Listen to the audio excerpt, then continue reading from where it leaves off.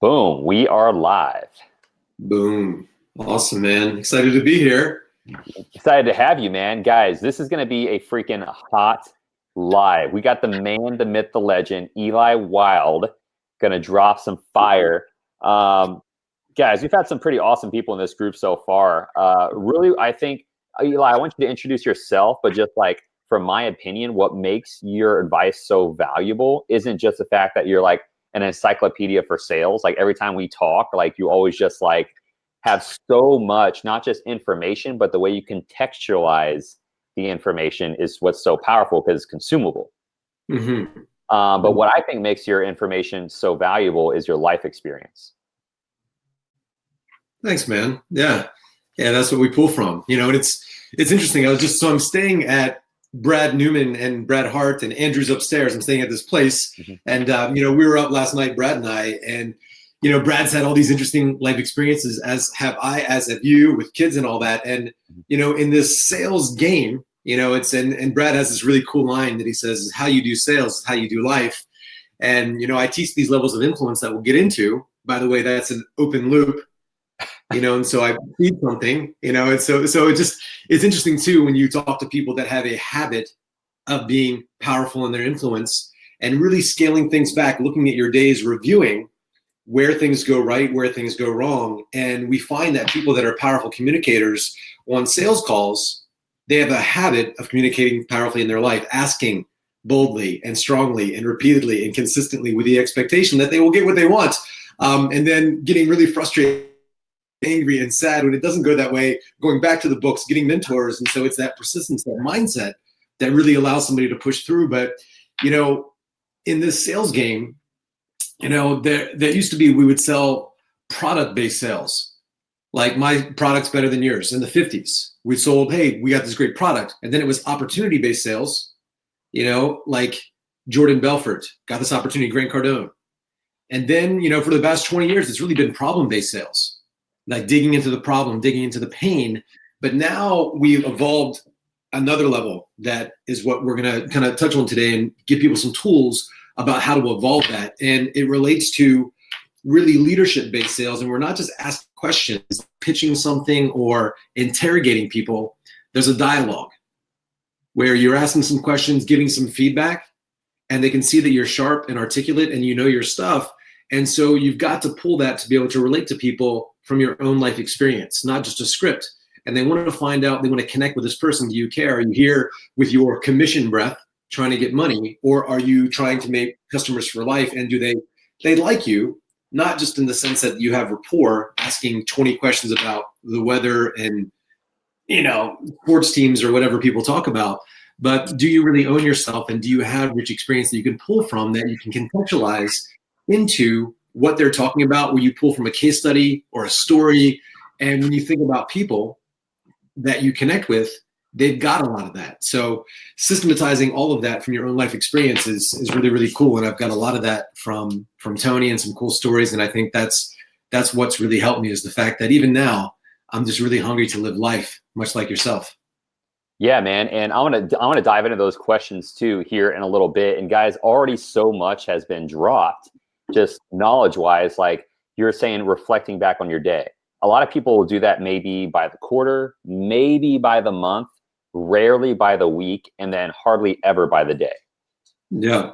So to do that, that was a huge piece of advice. And then on top of that, you're describing like the way of connecting and how it's not just opportunity-based, but you're connecting with people.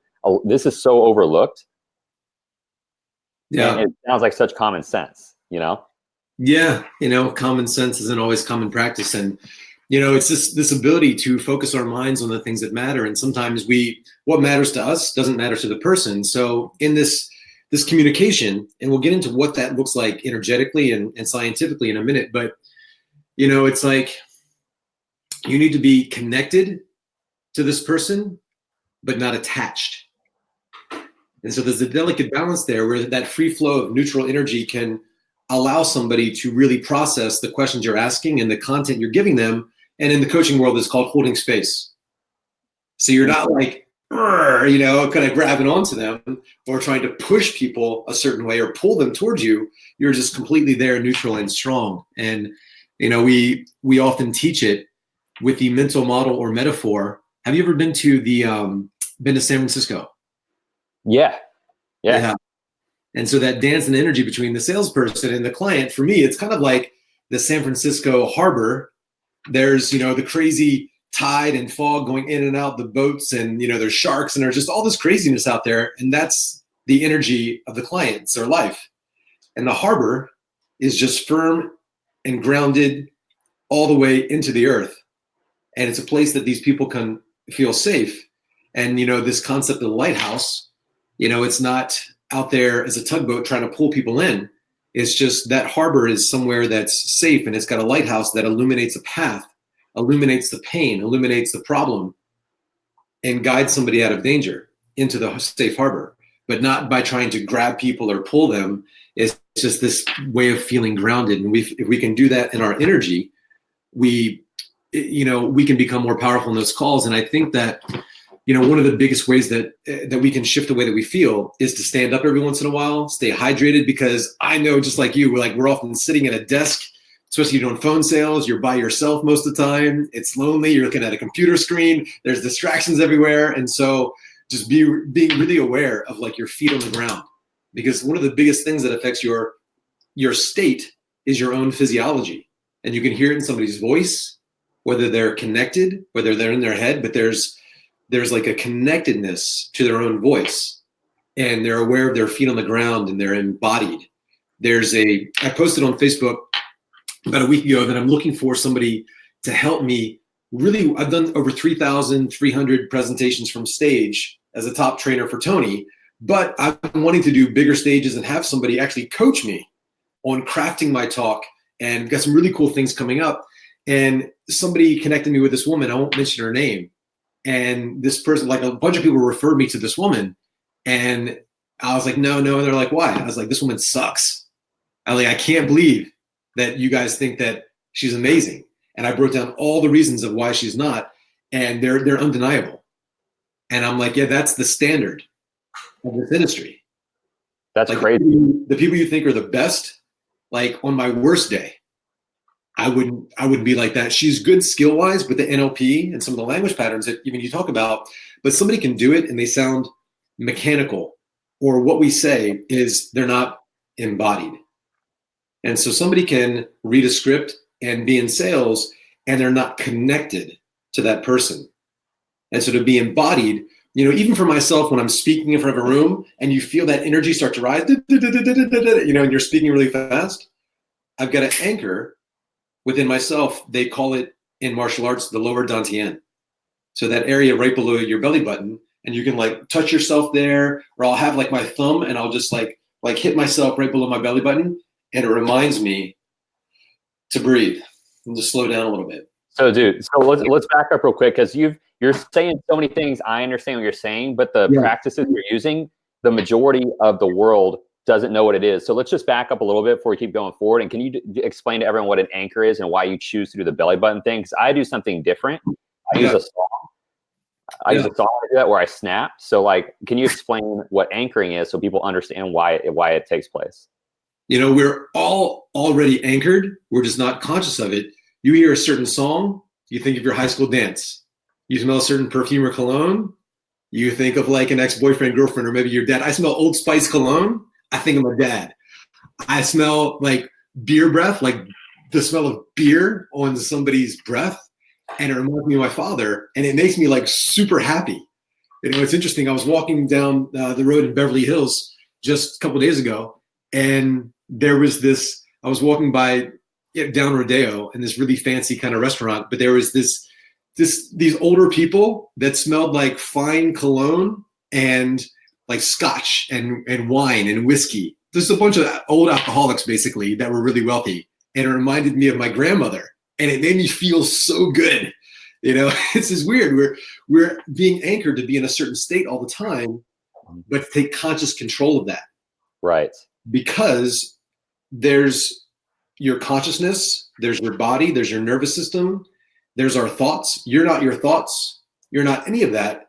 And so consciousness becoming aware of itself, sometimes we need to, through the practice of self-reflection, journaling, looking at our day, and seeing where we're reacting to a prospect, reacting to something in our day, being triggered as opposed to responding. And so when we begin to reverse engineer the quality of our life, the quality of our communication, not only with others, but also within ourselves, we can realize that we can take conscious control of that. And that's really the process of coaching, is getting us to become aware of the direction of our lives. And if we can make these things habitual, including how we turn ourselves on to start our day, and if we're living life powerfully and you're living your life at the edge and you're growing, you're going to make some mistakes. But, doing the same thing over and over again and expecting a different result is insanity. So we need to take conscious control of that. And a big part of how we respond instead of react are our emotions. And emotions, if you take any emotion, depression, anger, fear, sadness, laziness, just feeling in a funk, that state, we can take anything in the world and we can pull it apart. Like, you have the best meal in the world and you're like, well, how is this so good? It's not magic. There's a recipe. There's ingredients, to it. And so we can pull apart the ingredients of a chocolate cake or a chicken souffle, whatever it is, the amount, the time in the oven.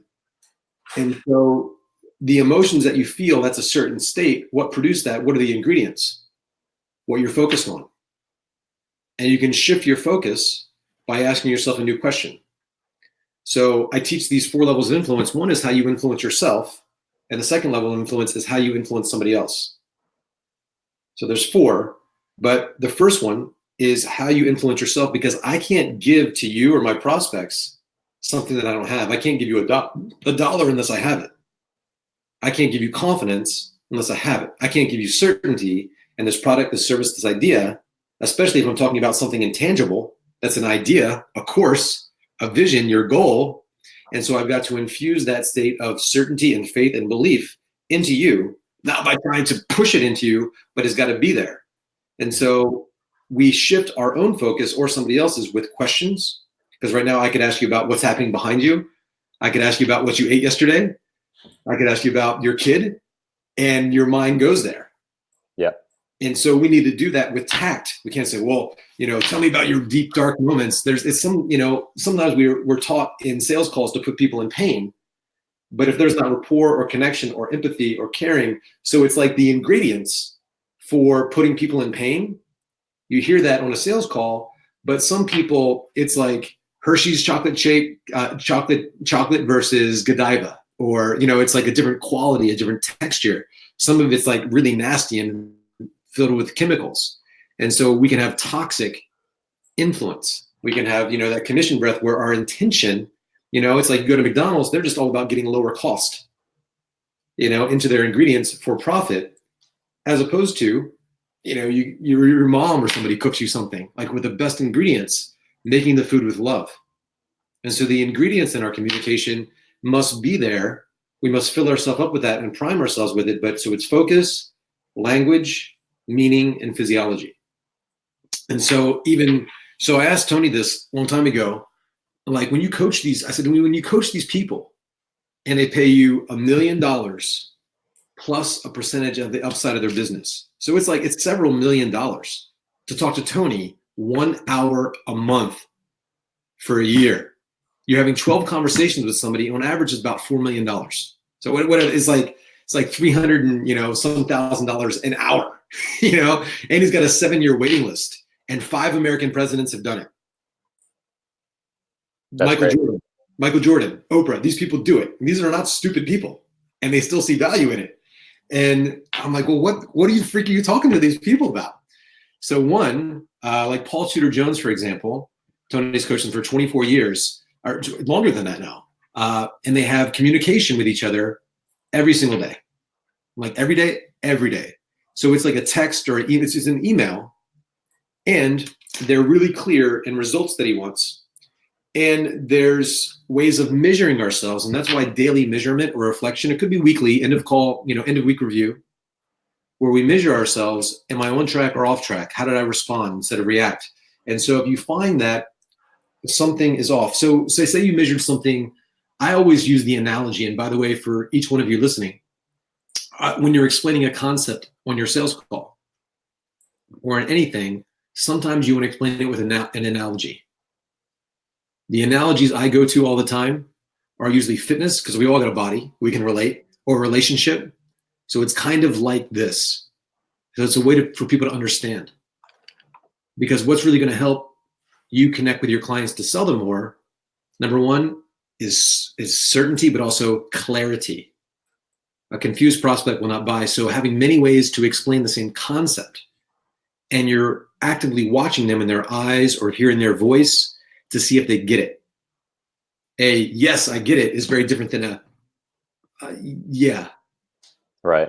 So it's, you have to have behavioral flexibility and sensory acuity. We'll talk about that in a minute. But, say nutrition, say somebody wants to get in the best shape of their life. And so what are the markers for that? Nutrition, sleep, exercise. And it's not enough to just have it on a checklist. It's rating yourself 1 through 10. Say nutrition 1 through 10. So we have to become clear, what's a 10 in nutrition? Is it, only eating McDonald's once? No. Or is it a higher standard? And we're always seeking to bump up the 10, the standard. What is a 1? What is a 5? And so daily communication and if you don't have Tony Robbins or a coach, coaching you on this, you need to rate yourself on 1 through 10 through many of these areas, the areas that are most important that you want to change. If you're in business, sales, how did I show up in my calls?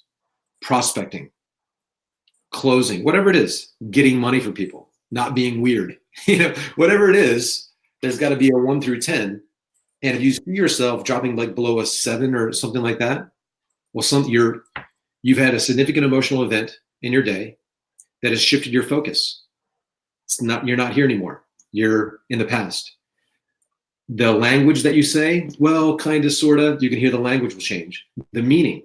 And you've heard this in self-development. It's almost cheesy to say, but everybody's heard it. Nothing has any meaning except for the meaning that we give it.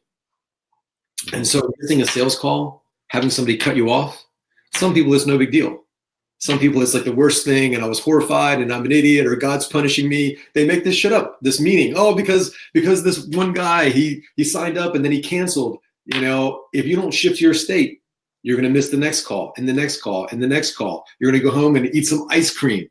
You're going to get bad sleep, and you're going to wake up, and then, you're not going to be on the next day, and you're going to wake up a decade later, and that's your life.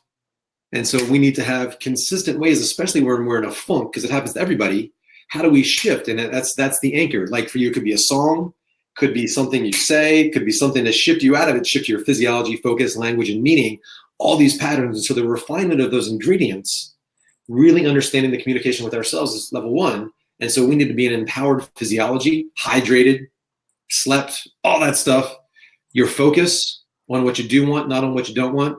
The meaning, even the worst thing could happen to somebody like an Oprah gets, raped and, all these crazy things. It was a different meaning for her. That's why we know her name. Somebody else, misses $1,000 or somebody steals $1,000 from them, and their whole life, I can never trust somebody. All business is bad. People are terrible people.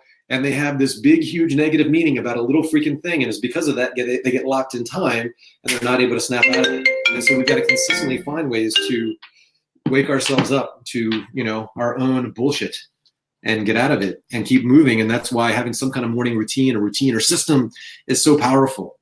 Yeah. Yeah. And guys, so I'm just trying to add a lot of value to your people, but let me know where you want to take this. Yeah, no, I appreciate that. And yeah, guys, we have only till like 10:50. So, or whatever time zone you're in, that's another 20 minutes or so. But yeah, so that's why Eli's like dropping as much as he can on here. I always gain something from talking to you, dude. Like we'll just be on the phone, and like just the way that you add like the explanation of energy in the process is huge. But what you just described there, I actually just got off a call explaining that to somebody, and you talk about having a coach, right? Everyone should have one. You had a really, really good one, and we all still have great ones, right? But when it comes down to that, it's writing it all down, being able to see it and not leaving every single day that you wake up to chance of feeling.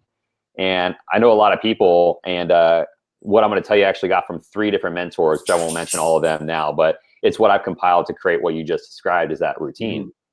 Yeah. and they wake up. So you don't leave that up to chance of I feel great today or I don't feel great today. You have your morning like routine, and you're able to look at your vision board and you're able to say like, this is who I want to be. This is how I'm going to get there. And I can monitor or reflect on my day to see if all those things matched up based on whatever my long-term goal is reverse engineered. And because he was like, man, I'm not feeling it today. I'm just not feeling it. And I was like, well, what does your mission, value, and purpose look like? Yeah. I was like, what is your morning routine? Are you matching up to your vision board? Is everything that you're doing to that? Are you saying no to everything that doesn't follow those values? Yeah. Because these are all things that add up to create and monitor your identity and to grow into who you're going to be. Yeah, the ultimate self-development phrase that most of us have heard before, it's be to have. And so for me to have the things that I want, which are my goals, all that is supported by what you do, your habits, your rituals, your routines. So getting these unconscious habits and taking conscious control and looking at, so prospecting, but it's not enough to say I prospected, and because you might not still be getting it, getting the goal, or say you want to make $1 million. Well, what are your habits? So it's not enough like the law of attraction, all that stuff, but what do you actually do every day? Where do you spend your time and how you show up in that time? So, but it's interesting because two people can have the same goal, have the same habits, but all this in the context of who you be.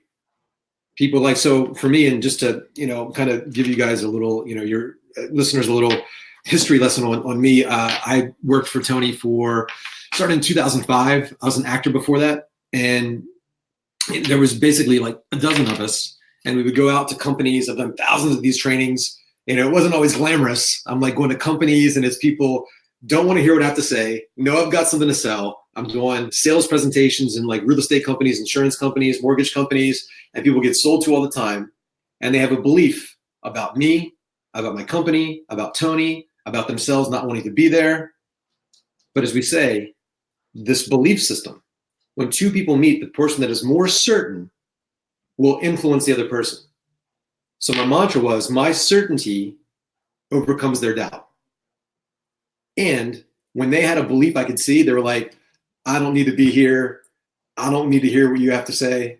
My belief was, this person really needs to hear what I have to say. Actually say one thing you told me once before. I think it was our first conversation. And really, really good piece of advice. I still tell people this to today in the sales process, that freaking some of the best advice I've gotten from you so far. But it's like when you're on stage or you're in a sales call, why should you be the one that's nervous when you're the only one that knows what's going to happen next? Yeah. That's the frame. That's powerful. Yeah. You should be scared. But that also comes because of the habit of I prepare. I prepare. And I know that I'm the most prepared person in the room. And now I've done, like I did an event a year and a half ago with Jordan Belfort. I outsold him. And for me, it was obvious I was going to. From stage. And I'm like, on stage. Yeah. So live. Yeah. So, but here's the thing. I will say this. And Brad and I were talking about this last night. Like if you took me or anybody else and put them in a room by themselves with just a phone book and Jordan Belfort, I think Jordan would clean up. He is a savage. Like he's, you don't get to that level. I think some of the things he does are outdated today, especially within our industry. Mm-hmm. Some of the things, and people have heard a lot of that, and but his tonality, he is a savage. Did you watch that Grant Cardone, Jordan Belfort thing? Oh God. And at the end of it, we won't talk too much about that, but at the end of it, it was just icing on the cake. I was like, whoa. It's a cage match, Yeah. So, and he said, what do you think of NLP? And he's like, it's a gimmick. It's not a gimmick. They took the most skilled communicators in the world, therapists that were consistently getting results, and they just modeled. They said, what are these people doing differently than the 99% of people who fail? What is the 1% of people doing? And so that is a clue. That has been, what NLP is. That's what Tony does. That's what I do. I studied the most powerful salespeople and communicators in the world. And I was like, what the fuck are these people doing differently than everybody else? And so to finish my story, when I first started working for Tony, there was about 12 of us, and we had the same product at the same price point, using a script, using the same words, selling to the same type of people, same target audience, same everything. But by the time, like one of my last cycles, my sales were 3 to 5 times higher than everybody else on the team. Like not like doubling everybody else's sales. I almost outsold the rest of the company myself, like the rest of the sales team, the outbound team. So using the same words. And so it's not, we all have the same goals, we have the same habits, but in the psychology of who you be. And so people connected to your beingness, my mission, my vision, my purpose. And so one of the distinctions that we teach that we really ingrain in people is that life will support that which supports life. Meaning that if you do something for yourself, and in self-development, we're really big on this. And most of the young people I talk to, it's a certain level, so they've got to do it. It's a huge jump for most people, the average person, to really master self, to be self-conscious, self-respecting, self-confident, self-aware, self-actualized. But if you're in a sales call with anybody and it's all about you, all about myself and my commission and getting you to do something, it's a different energy. And so for you, like you show up on this call and you're working today, maybe not for yourself because you have days you don't feel like it, but you show up not just for yourself, you show up for your family. And when you show up for your kid, you're tired. You don't feel like it. When you show up for your family, it's like more of you show up. When you show up for your community. So like right now with what I do in sales, part of the reason that other sales trainers are asking me for sales training, I'm talking to, I won't say his name, this week, the biggest name in sales. And he's asking me for help. I'll tell you offline who it is, but it's the biggest name right now. And the big, you could probably guess. I think I do. We'll talk about that later. Yeah, so it's interesting because he's got a program and lots of his people have reached out to people in the industry looking for jobs. That's a big hit. Yeah, I was like. Yeah, and so, it's like, I just want to help you, bro. Like, this isn't working and it's hurting your reputation. Like, life supports that which supports life. So there's self, family, community, humanity. When you look at a Martin Luther King, a Gandhi, a Nelson Mandela, these people, their message, they were trying to support life and humanity, and life supported them. And so part of what makes somebody powerful in their presence and their charisma and their vision and their certainty is because they're not just connected to themselves, they're connected to themselves and they own themselves, but it's connected to a mission and a value and a purpose. They have a vision for their life that's bigger than themselves. And all successful people, I don't care what the industry is, I don't care if it's an actor, they're connected to something. And so that expands their presence and they show up big, and so when I'm in a room and literally like I'm in a room speaking, I will take time and I become very conscious of my environment and I'll use my voice. You have such a powerful voice. I take my voice and literally my voice will circle around the room and I can feel myself connected to every part. And I'm literally infusing my energy into the place because I'm infusing my presence and I want people to feel that there's something happening here. There's an energy in me that I want them to get that can make them expand who they are. And it's out of pure service. And it's undeniable because it's like for you, but it's not for you in the sense like I'm like going to degrade myself. Like, let me just support you. Like, hey, there's this thing. Like, and if you get this, it will change your life. But also I'm unattached. And so I'm there and it's a unique frame and you rarely ever see it. The way that I teach it is this, understanding physics. Like I say to people, if you have the moon here and the earth here, if the earth gets bigger, the moon gets closer. If the earth shrinks, the moon goes further away. Gravitational pull changes. Does that make sense? Mm-hmm. When two people meet, if they say, I got to think about it, and your certainty shrinks, this is your certainty. When it shrinks a little bit, further away. But if they say, fuck you, I hate you, I don't want to do this, and they're trying to pull away, and you just expand in your presence and your love and your connection, holding space, and they see that you're not, and their certainty, they're like, why this isn't, and you're still just there. And if you can really be that certain and challenged and still hold space to respond, not react. So with that, before you continue on that, I want to, because I'm sure people are thinking like, well, how do I hold space? When I feel rejection, I like pull back. Or if I'm in the sales call and I hear something that doesn't work, I pull back because I don't know how to respond. So I have my own answer to that, but I like hearing your perspective on things. So how would you suggest somebody could develop such a solid base that when that kind of stuff happens to them, they can hold space? Well, there's levels to this. It gets really ninja at the highest level, but at the base level, I'll say this.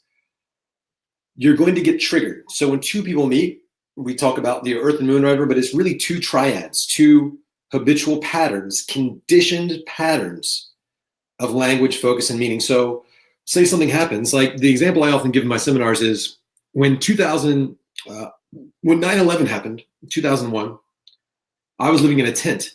I lived in a tent in the Rocky Mountains of Colorado for 8 months by myself. And I had a job, and I was like, because I was where I was like the last person to find out about 9/11. And when I got to this job that I was working and they told me what happened, I noticed something. When people explained it, same event, 9/11. When people talked about it, there was a dude that I worked with that is always angry about shit. He talked about it, he was angry. I talked to this girl who was always sad and crying about shit, over emotional. She started crying. Same event, angry people get angry, same people get sad. It's not the event, we have a conditioned response to the events in our lives. Does that make sense?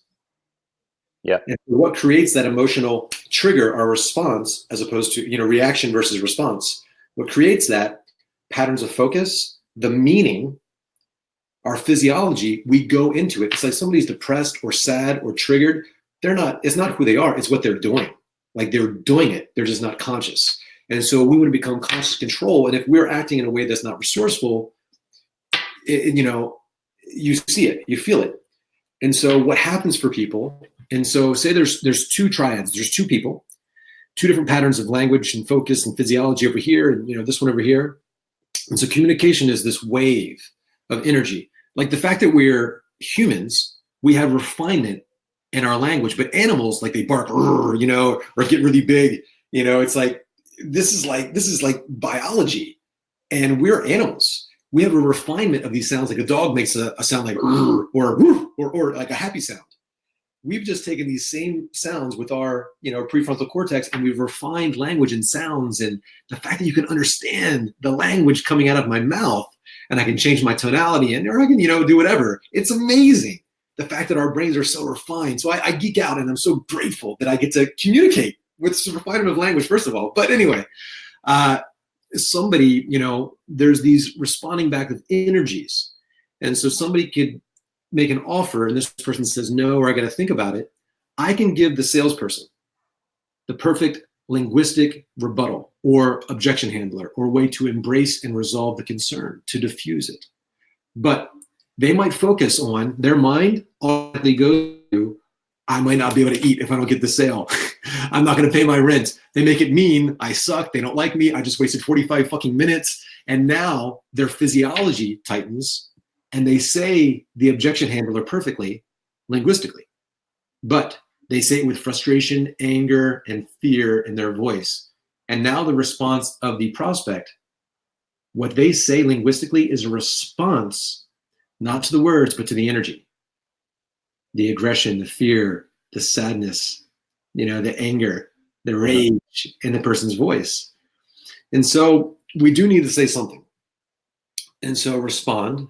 So the typical things is this, and I remember I got this from watching Tony backstage, and a lot of people in the company that were on the executive team. And sometimes, these events, sometimes 15,000 people. Shit hits the fan. It's like so much fucking shit goes wrong at these events. You can't even imagine. It's just so much going on. But no matter what people say, so you need to take control of your own focus and your own meaning as a leader. And so you need to have triggered responses, words that you say that automatically control your own focus. And so when shit's hitting the fan, and some things in my own life, something comes to me, usually my response is like one of three things usually. Something like this. Well, here's what's great. Well, here's what's great. And so that forces my mind to think of something that's great about this. And one of my beliefs is there's always something I can learn. The fact is, somebody's stealing my stuff. Well, here's what's great. They like it. And they're getting my stuff out there. You say that out loud, because I find myself, and people always laugh whenever something negative gets projected from the receiver or the other person you have the conversation with. I always like to say, well, that's why I'm excited for you. And then be able to flip the table, because not just think it to yourself. Do you do that often too, where you just use that to flip the emotion? Yeah, it's just my own state, and it makes my brain needs to find something So I say, well, here's what's great. Or I say, the beautiful thing is, or I go, pause and I go, it's no problem. Or, to take that energy and kind of, I don't want to say deflect it, but to shift it, I'll say, well, can I ask you a question? Permission frame, or I'll just frame it and I'll say, if I'm in the group, I'll say, well, and that brings up a question. The real question is, no money. And so I'll shift the intention. Like somebody might say they don't have money. And I would say, so what you're saying is you don't want to make any mistakes. And whatever you need to do in your business, you want to feel really safe and secure before you make any decision. Am I hearing you correctly? So then they say, yeah. So now like money, no money. I can't do anything, So I'm sure your intention is not to make any mistakes, because wherever you invest your money, you want to feel really confident about it. Am I hearing you correctly? They say, yeah. But isn't it more important?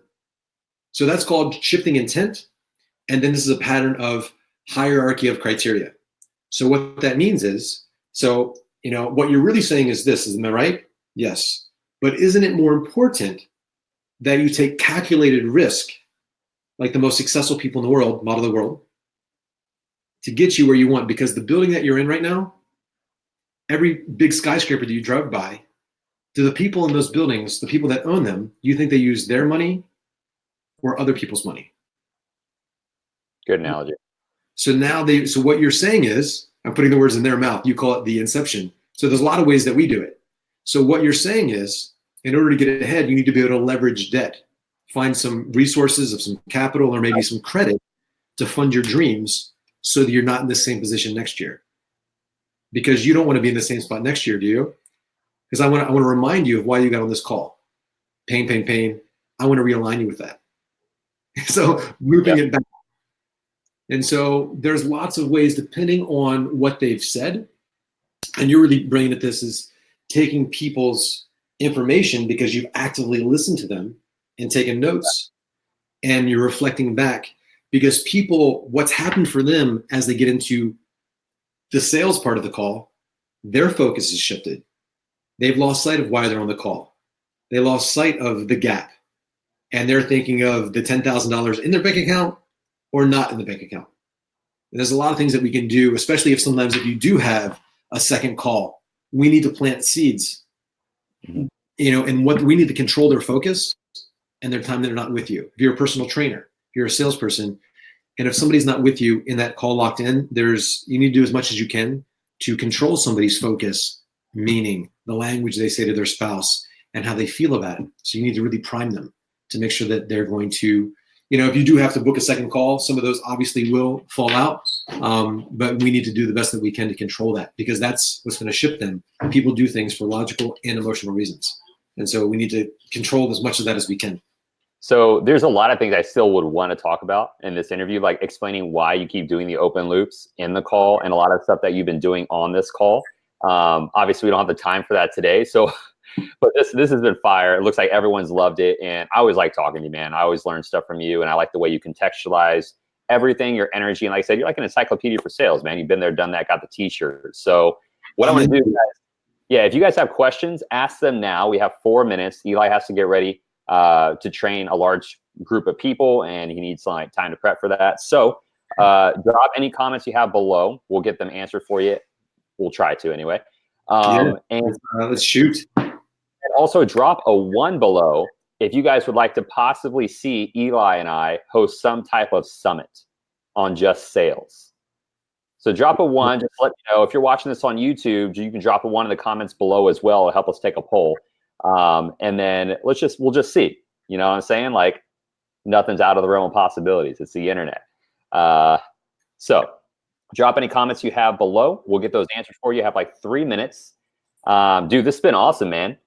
Yeah. It's, I am going to go to Andrew's event. I'm going from here. I go to Slovenia in a couple weeks, and then I go to Paris to do an event with Jay Abraham and Taylor Welch from Traffic and Funnels. And then I go to Berlin. I got a new business partner. We're doing an event in Berlin for 3 days. It's going to be 7,000 people. It's going to be awesome.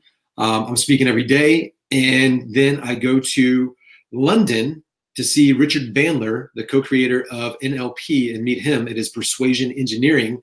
And I'm going to go to Belfast for a day, and then I'm going straight to Andrew's program here. Will you be here at this program in San Diego? I will be. Actually, if you're, I'll definitely be there. We'll get it. I'll definitely be there. So I'll definitely see you. And if you guys are not going to that, Andrew's going to be in this group this week. So we're going to talk more about the program to everyone in the group. But yeah, I'll be up there. I'm on the panel with some of the other people up there. Yeah, awesome. If you guys sign up, make sure you use my affiliate link. I'm just kidding. Sure. No, I'm just making sure. You must, because if you think about, anyway, is there any questions or anything, and I'll stay on for as long as I can. There's a woman that needs to send me the link inside of my my Facebook, and she has not sent it to me yet. So I will. Oh, there it is. But yeah, it's but I am here. I'll hop on for I'll stay to like 5 minutes, 6 minutes, or it's like 7 minutes more. Or any questions people have for me? So what's the most impactful sales training book that you've ever had? It's I got this lead magnet. It's basically I have people contact me all the time. I've got a 48-page PDF. It's like my lead magnet, but I put in maybe 17 different types of questions in it. One of my mentors, a guy named Jeremy Miner, I think he's the best phone salesperson there is. More corporate stuff though, but very good training. Done a lot of stuff with him personally. We message each other like daily. I've taken like his frameworks around specific questions, connecting questions, background questions, transition, framing, scaling questions, like scale of 1 to 10, quantifying, qualifying, probing, clarifying, like all these different types of questions. And I teach people how to customize those questions, because there's basically the syntax of the call, then there's the questions, and then there's like shifting meaning, case studies, stories, analogies, metaphors. So I teach it in layers. I don't see anybody doing it the way that I do. And we've got a thing. I was up late last night talking to Brad Newman about that. I don't think there's anybody that has a book on it that can put all that into a book. Jordan Belfort's book is maybe the best that I've seen. I think he is a beast. I love his stuff. But at the same time, Socratic Selling is a good book on, like, it has some of the questions in it, like the Socratic method. For those of you who don't know, Socrates was really good at asking questions. It's just been from experience. A book that completely changed my life and the way that I sell, though, is the Challenger Sale, because most people are asking questions, and I'll touch on this because it's this one thing literally doubled my sales almost overnight once I got it. While you talk about it, do you want to drop your lead magnet in the comments so people can snag it if you have it available? Yeah, it's where's the camera? Where's the comments? Is it over here to the left? On Facebook. Actually, you have to actually go on Facebook and or you can just into the Facebook group, or you could just if you DM it to me, I'll put it in there. What is it's SMMA? Yeah, 6-figure sales secrets. Yep. Yeah, is that it? Yeah, there's you. Yeah, there you are. I'll put it in there. So yeah, I put it inside the lead magnet so people can see it. I touch on it there. But this book, I'll summarize with this. This book, The Challenger Sale, in 2008, when the economy crashed, all salespeople obviously did terrible, except for one type of salesperson. There was relationship builders. There were, all these different types that they labeled. And this one type of salesperson, the challenger, they challenged people's thinking in their sales process, where the conversation became valuable.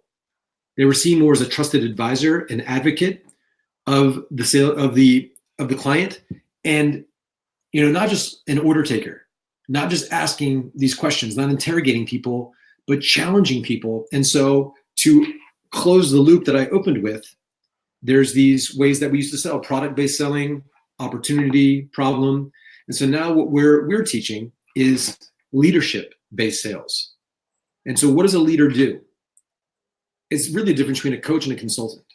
It's like coaching for leadership. And if you've had an executive coach, and I've done some executive coaching, consulting, the difference between coaching and consulting is a consultant basically tells you what to do. Here's the experience. Here's what you need to do.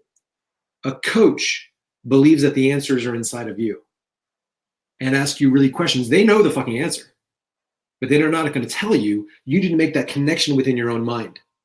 And so leading people to an outcome, leading people to what they want, whether it's with my product or not, I'm leading them, but what precedes results are actions. What precedes actions are decisions. What precedes decisions are thoughts. Thoughts lead to our decisions. Every decision you made, there was a thought before, but what comes before your thoughts? Beliefs. Beliefs control your thinking, what you believe about yourself, what you believe about time, about money, what you believe about the world, what you believe about what's happening in your life. You have a belief about what that means. You have situation-specific beliefs, you have global beliefs, you have personal beliefs, you have all these different types of beliefs, but where do your beliefs come from? Came from your experiences. You've had experiences, some of them were pleasurable, some were painful, and you made it mean something. You focused on it, you created a belief structure. And so within the context of a sales call, we ask questions to really reframe people's beliefs and their thoughts and feelings, and we teach them how successful people think, how they make decisions. And when I would do a presentation for Tony, oftentimes I would see people in my presentation really fucking broke. And so I could obviously feel that. And so doing my bit on investing, on debt, good debt versus bad debt, I would seed these things and I would create agreements, like you would call it installing beliefs, in NLP they call it installation of beliefs, where I get them to say it to me. Why would you say that? What do you mean? And I get them to, and I think you're right. In fact, you're more right than you know. You should trust your intuition on that. And so I'm reinforcing that it's their belief, but I install it. Uh-huh. And so, one of the beliefs that I have to have, for these people is I've got to install certain beliefs within them. One is like debt. But one of the bits that I would often talk about, because most people in my audience had read the book, Think and Grow Rich. You read that book? Oh, yeah. So I'd often bring it up and I'd say, who here's read that book? I get a yes. If not, I give a little lesson on it. There's these, 13 principles of success, but the most important one, there's one of them that will kill all of it. It's the number one cause of failure. Does anybody want to guess what it is? Say, no, it's this. It's indecision. Most successful people in the world, are they indecisive, or would you say they're decision makers? And I say to salespeople, now I train salespeople, and I'm going to sell salespeople. I say, look, when you call a company, you ask for the what maker. And they say, what do they say? What? Decision maker. You ask for the decision maker. You said the what maker. I was like, the what maker is, basically like, oh, you ask for the decision maker.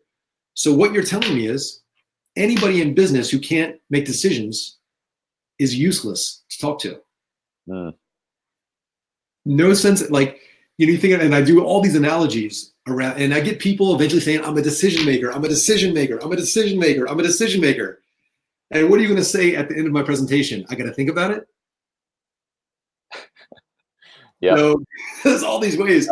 We basically reverse engineer. If they have this belief and I get them to say it, are you sure? It's okay if you don't want to be.